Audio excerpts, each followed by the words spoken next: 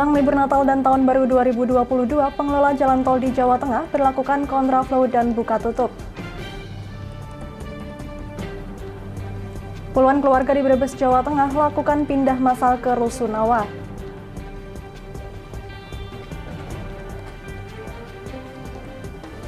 Jajaran Forkompinda Kabupaten Pati mengitari halaman kantor Bupati dengan menggunakan motor listrik. Selamat sore pemirsa, bersama saya Amanda Soraya, inilah Jateng hari ini.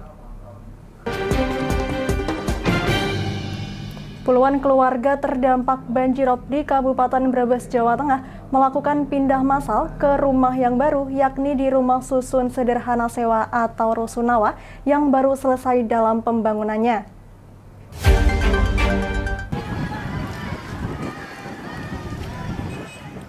Bupati Brebes Iza Priyanti didampingi suaminya AKBP Warsidin ikut mengantarkan puluhan keluarga terdampak banjirop dari Desa Randu Songo Kulon, Kecamatan Brebes, Kabupaten Brebes, dan terutama yang menempati tanah lepe-lepe Sungai Sigeleng melakukan pindah massal ke Rusunawa untuk masyarakat berpenghasilan rendah di Kelurahan Limbangan Wetan, Kecamatan Brebes.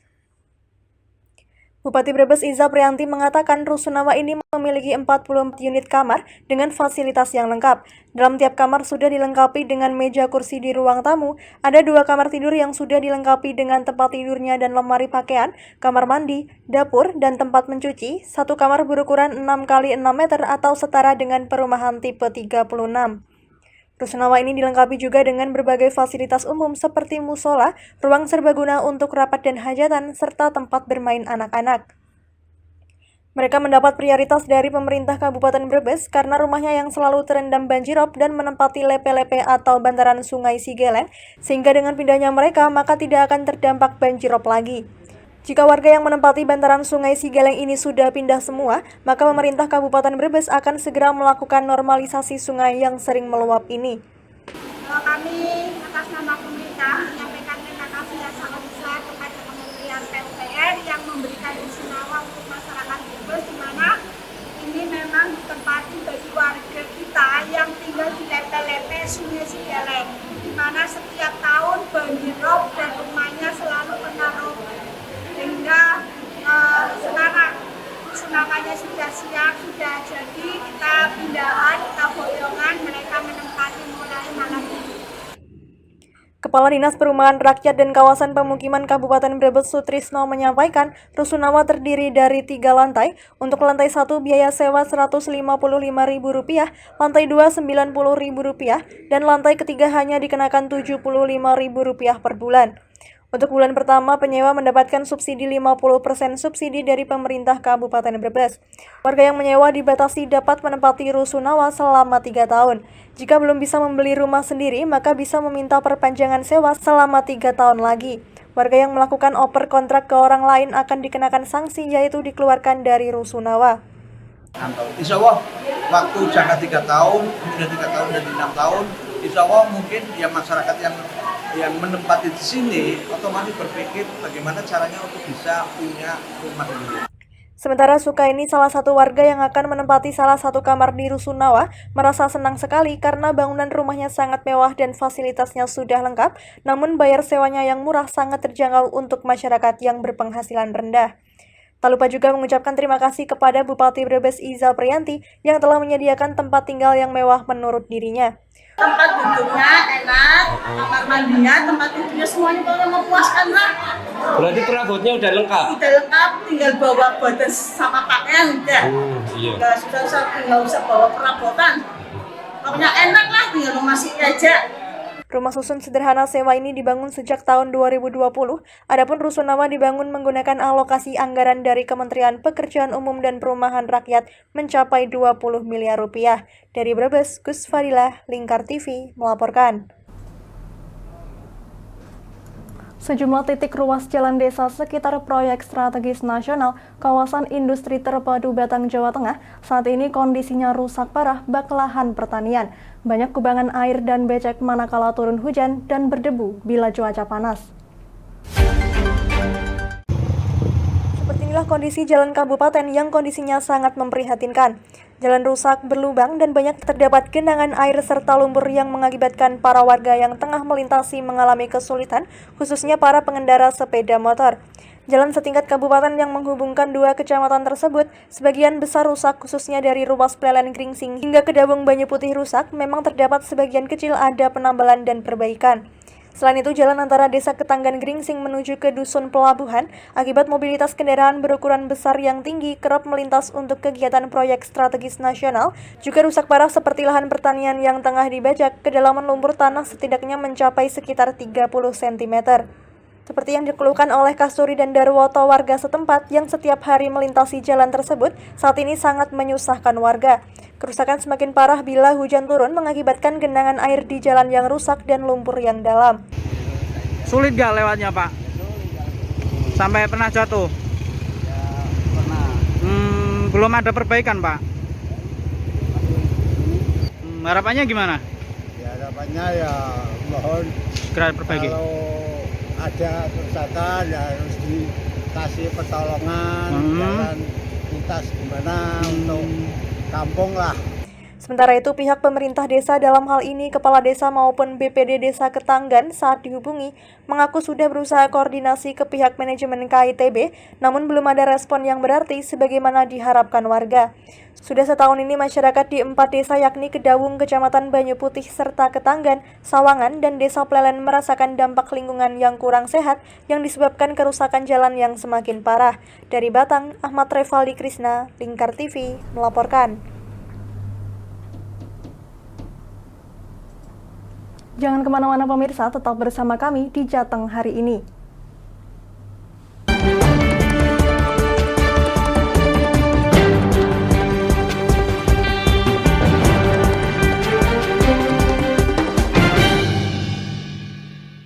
Sudah lama kita belajar dari rumah, tidak bertemu teman-teman semua.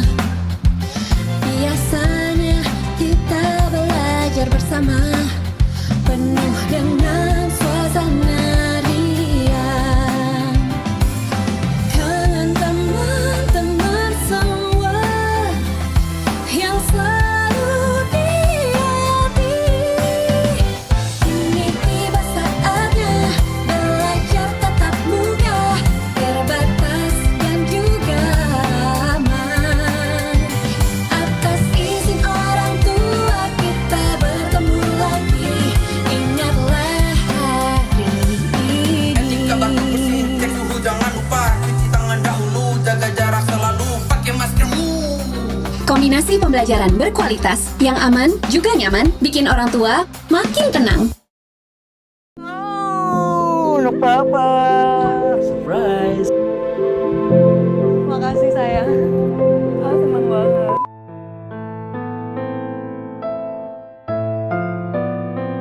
Kadang hidup tak seindah dalam film. Selamatkan perempuan, anak, dan orang terdekat Anda. Iklan layanan masyarakat ini dipersembahkan oleh Kementerian Pemberdayaan Perempuan dan Perlindungan Anak. Ini daging sapiku. Ini dagingku. Ini daging sapiku. Ya, daging sapinya habis. Lihat. Ini buah apa tuh? Wah. Memang daging cuma dari sapi saja. Ada ayam petelur, ada ayam potong petok. Telur ayam mengandung omega 3 penting untuk protein otak. Ada kelinci, kambing, bebek, burung, dan jenis unggas lainnya. Juga memiliki gizi protein bermanfaat untuk pertumbuhan. Bahkan susu kambing punya segudang khasiat protein kekebalan tubuh. Nah, mulai sekarang peliharalah ternak. Ragam protein bikin otak cerdas. Ternak dirawat, hasilnya bermanfaat. Proteinnya kaya, masaknya bikin mesra. Cie. Ayo santap masakan kaya protein. Ayo konsumsi ragam protein secara rutin dan lestarikan ternak lokal. Ayo, sukseskan keragaman protein.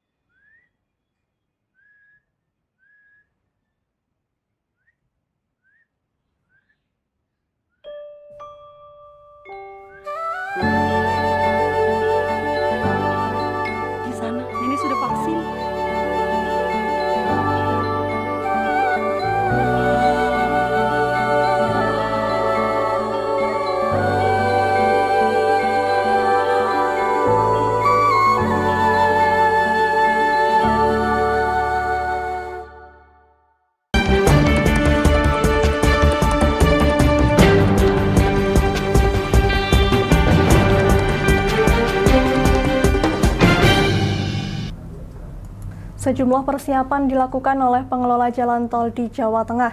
Tidak hanya menyiapkan sarana dan prasarana, namun juga memberlakukan sistem kontraflow atau buka tutup di rest area guna mengantisipasi penyebaran COVID-19.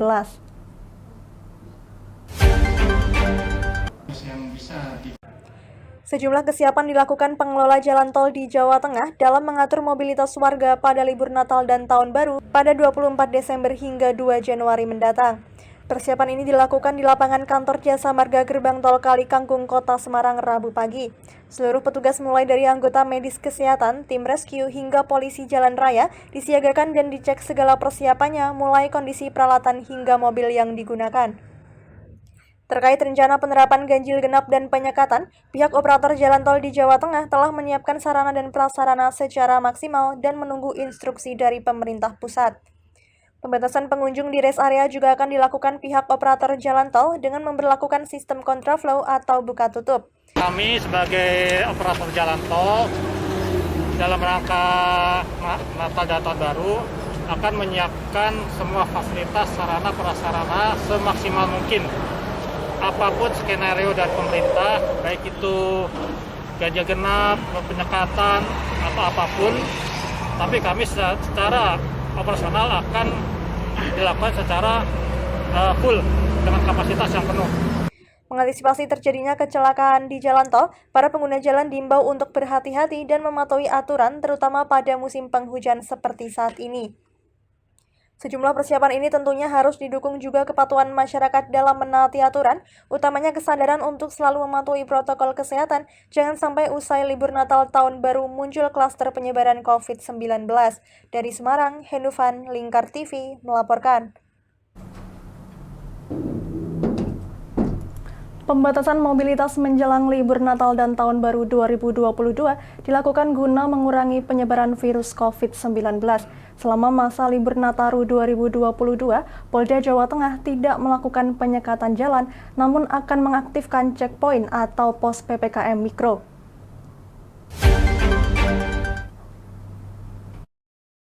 Libur Natal dan Tahun Baru diprediksi akan mengalami kenaikan pemudik. Kepolisian daerah Jawa Tengah akan melakukan pembatasan kegiatan masyarakat, terutama di fasilitas publik serta jalur masuk di wilayah Jawa Tengah. Kapolda Jawa Tengah Irjen Pol Ahmad Lutfi mengatakan akan mengoptimalkan fungsi checkpoint PPKM Mikro di Jawa Tengah. Sebanyak 8.600 posko checkpoint PPKM Mikro yang diaktifkan kembali guna mendata para pemudik. Selain itu, setiap warga yang masuk Jawa Tengah harus lapor kepada RT yang jadi wilayah tujuan. Polda Jawa Tengah juga memerintahkan seluruh jajaran Polres dan Polsek di wilayah Jawa Tengah untuk memaksimalkan peran Babin Kamtibmas. Ini kita lakukan, sudah kita siapkan dari mulai masyarakat mudik khususnya Jawa Tengah yang merupakan sentral kreatif nasional. Masyarakat semuanya dari namanya Jawa Tengah ini kan Paknya Nusantara, itu di Jawa Tengah. Paknya Pulau Jawa di Jawa Tengah. Jadi kuat blek Jawa Tengah. Oleh karena itu kita akan siapkan beberapa checkpoint, baik itu checkpoint mulai masuk wilayah Jawa Tengah perbatasan Brebes sampai nanti perbatasan Rembang kita siapkan. Dalam upaya pencegahan virus COVID-19, Polda Jawa Tengah akan mendirikan posko pemeriksaan di semua rest area, melakukan tracing bagi pemudik yang masuk ke wilayah Jawa Tengah, dan mengoptimalkan peran Babin Kamtibmas untuk melakukan penelusuran pemudik yang masuk ke wilayah Jawa Tengah melalui PPKM Mikro di tingkat kelurahan. Diharapkan usai libur Natal dan Tahun Baru nanti, Jawa Tengah tidak ada kasus baru maupun klaster COVID-19. Tentunya peran masyarakat untuk meningkatkan kesadaran dalam menerapkan protokol kesehatan sangat dibutuhkan. Dari Semarang, Henufan, Lingkar TV melaporkan. Jangan kemana-mana pemirsa, kami akan kembali usai jeda pariwara. Tetap bersama kami.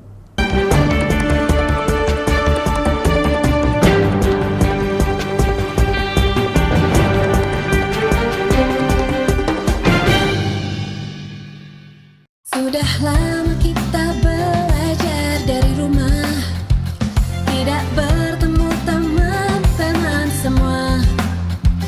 Biasanya kita belajar bersama, penuh dengan suasana ria.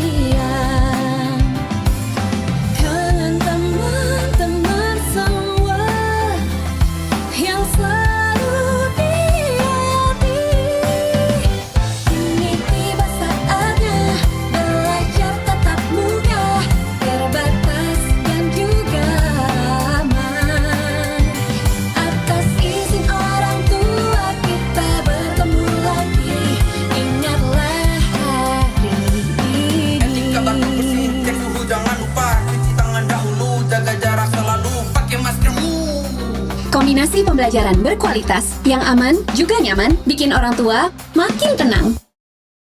Oh, anak papa. Surprise. Makasih sayang. Seneng banget.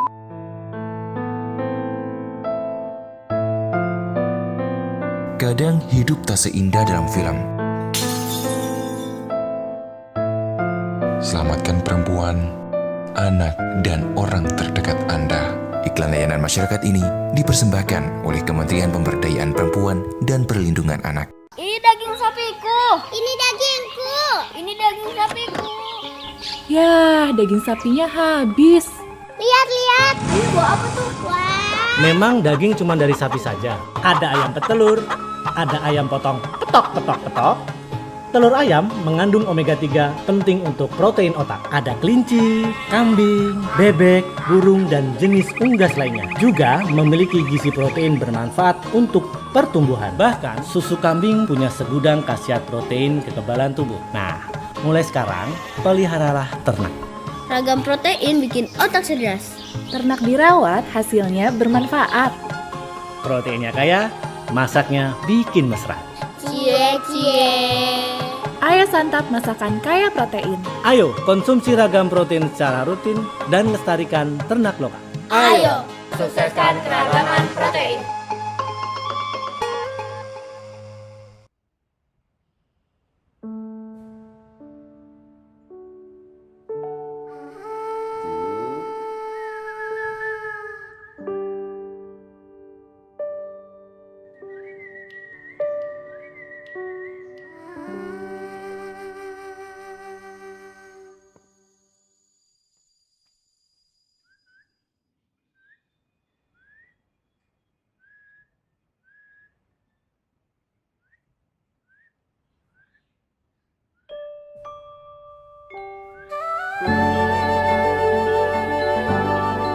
Di sana, Nenek sudah vaksin.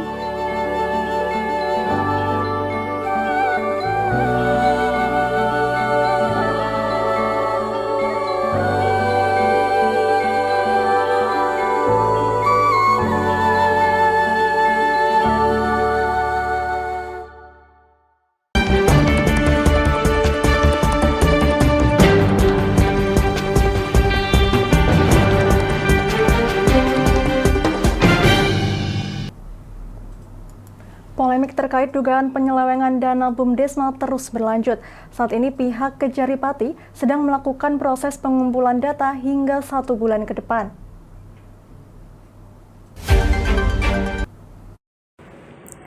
Hal itu disampaikan langsung oleh Ketua Umum Ormas Mantra Cahaya Basuki usai menemui Kepala Seksi Intel atau Kasih Intel Kejaksaan Negeri Pati, Teguh Dwi Cahyono pada Kamis pagi. Cahaya Basuki mengatakan bahwa Kejaripati sedang mengumpulkan data terkait sengkarut polemik BUMDesma. Sebelumnya Kejaripati mengungkapkan bahwa punya waktu 14 hari untuk mengumpulkan data, namun waktu tersebut dimundurkan 1 bulan ke depan.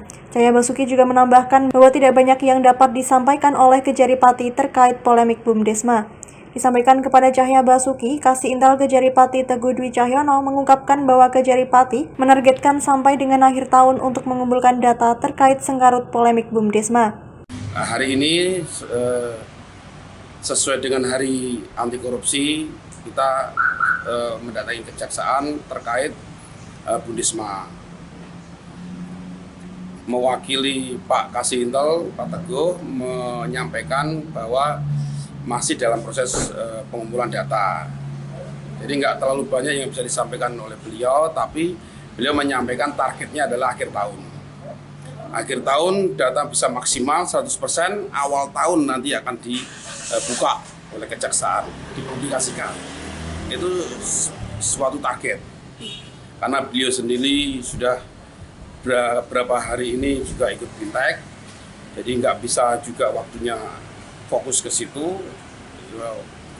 Jadi ya kita harus sabar. Mungkin karena ada kegiatan Bintek itu, ya kita harus menyadari juga intinya adalah kejaksaan yang sebagai satu-satunya masyarakat berharap, satu-satunya harapan masyarakat, kejaksaan masih konsisten.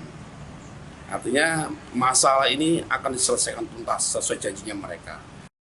Terkait kedatangannya ke kantor Kejari Pati, Cahya Basuki mengungkapkan bahwa Ormas Mantra tetap pada konsistensinya mengawal kasus BUMDesma hingga kasus ditutup dan terselesaikan. Ia juga menambahkan bahwa kedatangannya tepat dengan momentum Hari Anti Korupsi Sedunia dan sebagai ormas yang menjalankan fungsi kontrol sosial, Cahya Basuki merasa bahwa Ormas Mantra harus mengawasi kasus BUMDesma. Cahya Basuki berharap bahwa pihak Kejari Pati dapat segera menyelesaikan polemik tersebut karena polemik tersebut menyangkut uang masyarakat umum. Dari Pati, Fajar Mukti, Lingkar TV melaporkan. Ya, hal menarik terjadi di kompleks kantor Bupati Pati. Jajaran Forkompinda Kabupaten Pati menjajal motor listrik mengitari halaman kantor Bupati dalam acara Multi Stakeholder Forum tahun 2021.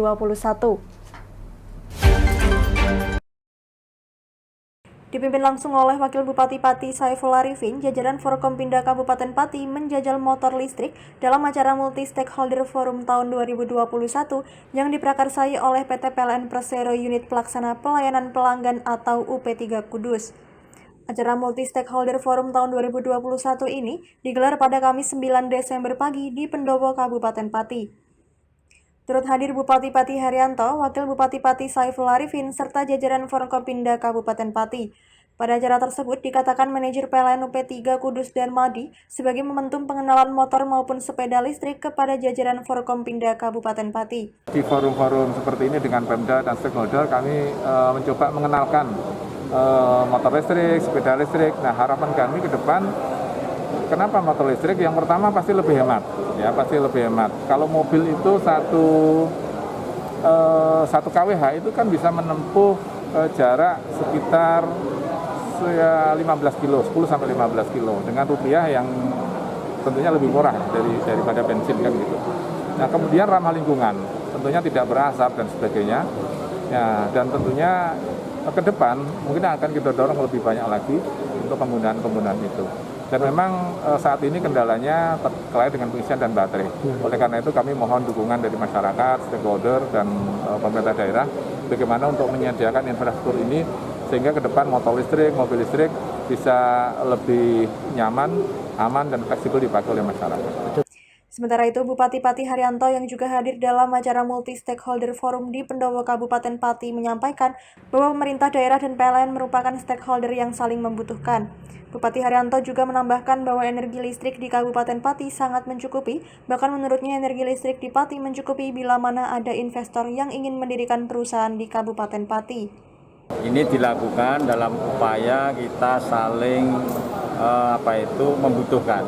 Pemerintah membutuhkan kehadirannya, kemudian juga PLN ini memberikan jasa pelayanan yang terbaik.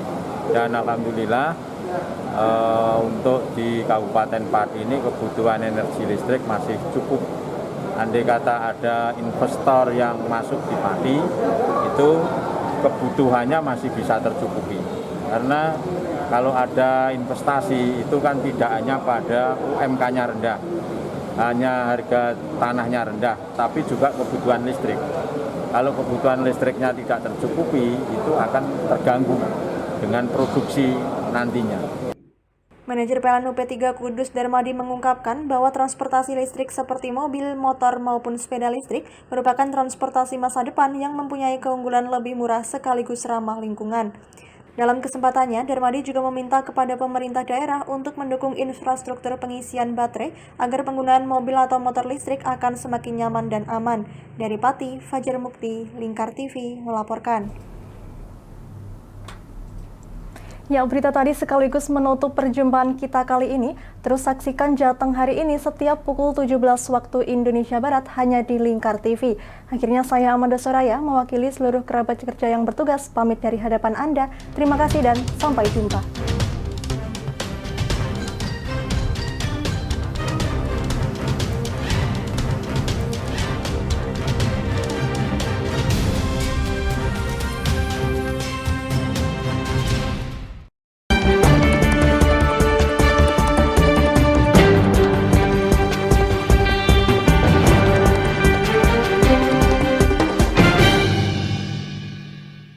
Sudah lama kita